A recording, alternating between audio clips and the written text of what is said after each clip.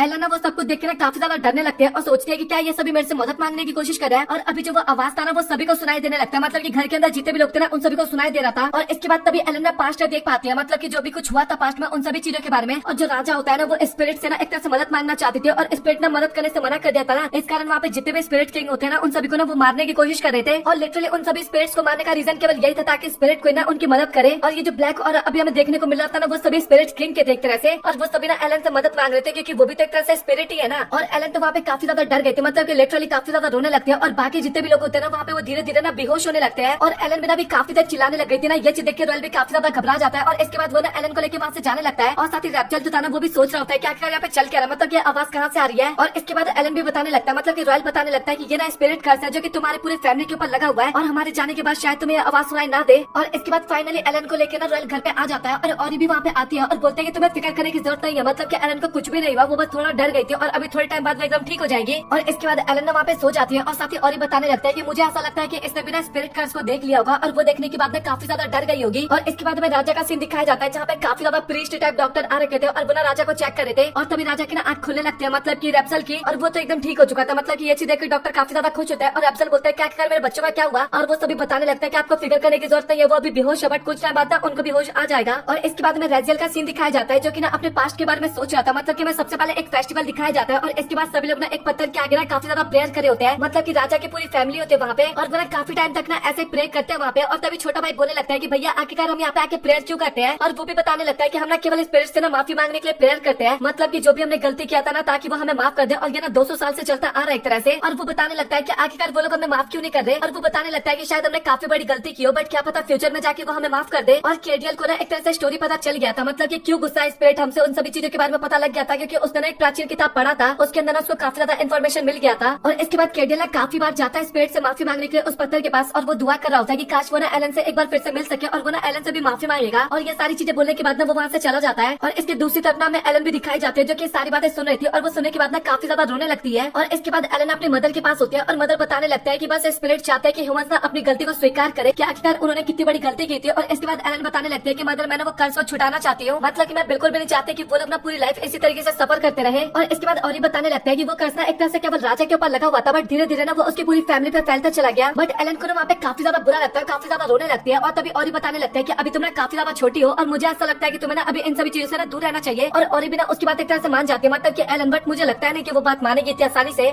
तो इसी के साथ ये एपिसोड यहाँ पे होता है खत्म। तो आप लोग कमेंट सेक्शन में बताओ कि आप लोगों का आज का एपिसोड कैसा लगा। वीडियो पसंद आया वीडियो को लाइक कर देना, चैनल को सब्सक्राइब कर देना। सो मिलता है आप लोगों से अगली वीडियो में, तब तक के लिए गुड बाय।